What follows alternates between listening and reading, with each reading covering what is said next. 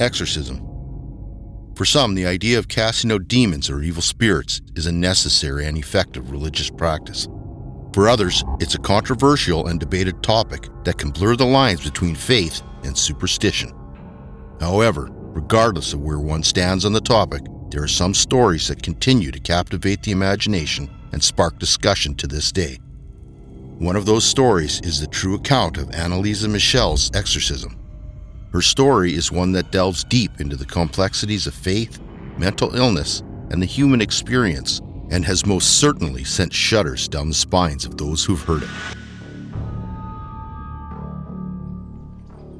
In the small German town of Klingenberg am Main, Anneliese Michel was born on September 21, 1952, into a devoutly Catholic family. She was one of 4 sisters, and her father Josef had even considered training as a priest.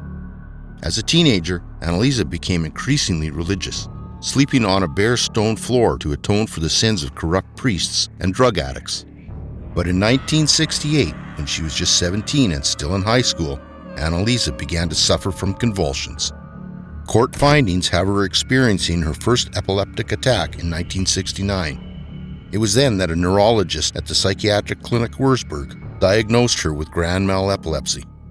Soon, Anneliese started experiencing devilish hallucinations while praying. She also began to hear voices, which told her that she was damned. The first unofficial diagnosis was made by an older woman who accompanied Anneliese on a pilgrimage. She noticed that Anneliese avoided walking past a particular image of Jesus and that she refused to drink water from a holy spring. The woman also claimed that Anneliese smelled hellishly bad. An exorcist from a nearby town examined Anneliese and concluded that she was demonically possessed. After 2 failed requests, the rite of exorcism was finally granted by the bishop. Anneliese was convinced that she had been possessed by several demons, including Lucifer, Judas Iscariot, Nero, Hitler, and Fleischmann, a disgraced Frankish priest from the 16th century. She also mentioned a few other damned souls who had manifested themselves through her.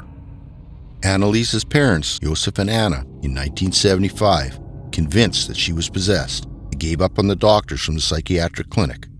They chose to rely solely on the exorcisms for the healing.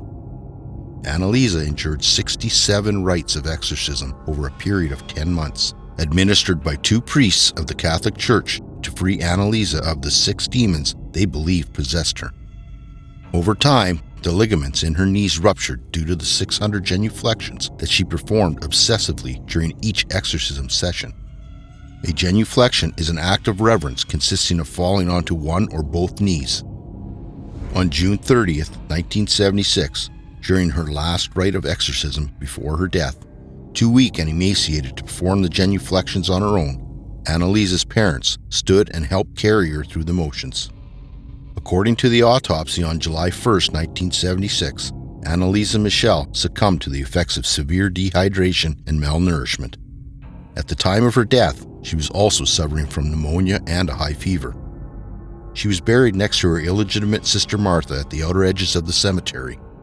But the horror didn't end with Anneliese's death. In 1978, almost 2 years after she was buried, her body was exhumed and moved to a new oak coffin lined with tin. The exhumation was allegedly done because her parents received a message from a Carmelite nun that their daughter's body was still intact. Official reports stated that the body showed consistent deterioration, but photos were never released, and her parents were prohibited from witnessing the exhumation. The case of Anneliese Michel has sparked intense debate about practice of exorcism and the role of religion in mental illness. While some continue to view Anneliese's story as a tragic example of the dangers of unchecked religious zealotry, others argue that her possession was real and that the church failed her by not taking her demonic affliction seriously. In the 2005 film, The Exorcism of Emily Rose, only one of the characters, Father Richard Moore, was found guilty of negligent homicide surrounding the death of Emily Rose. In the real-life case of Anneliese Michel, which took place in 1978, there were 4 defendants, not just one. They were Father Arnold Rentz, Pastor Ernst Alt, and Anneliese Michel's parents, Josef and Anna. All 4 were found guilty of negligent homicide and sentenced to 6 months in prison, suspended with 3 years probation. The trial attracted international attention and led to changes in German law regarding exorcism. In 1984, German bishops and theologians petitioned Rome to change the exorcism rite. They concluded that speaking directly or imperatively to the devil, that is, "I command thee, unclean spirit," was not necessary for a successful exorcism. Despite the changes in the exorcism rite, many still believe that the practice of exorcism is dangerous and can lead to tragedy. Critics argue that mental illness should be treated by medical professionals, not religious figures. Supporters of exorcism, however, believe that demonic possession is a real and dangerous phenomenon that requires spiritual intervention. While there is limited scientific evidence supporting the existence of demonic possession, there are also cases where individuals have reported experiencing relief from their symptoms following an exorcism. One such case was reported in 2016 in the Journal of Religion and Health, which described a patient with bipolar disorder who underwent an exorcism and reported a significant improvement in symptoms.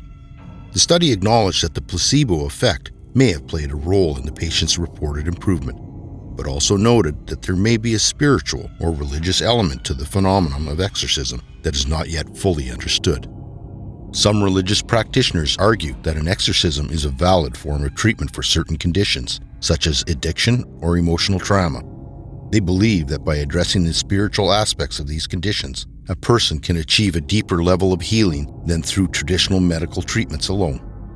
On the flip side, however, the potential harms posed by certain exorcism rituals that involve physical restraints, such as tying the person to a bed or a chair to prevent them from harming themselves or others during the exorcism. This can create a feeling of helplessness and fear for the person undergoing the ritual, and in some cases has even resulted in death due to sheer shock. Additionally, there have been cases where exorcisms have resulted in physical harm or even death.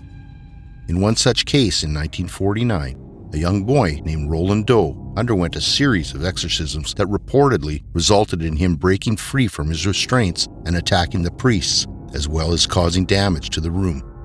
In another case in 2010, a nun died during an exorcism in Romania after being gagged, bound to a cross, and left in a cold room for 3 days without food or water.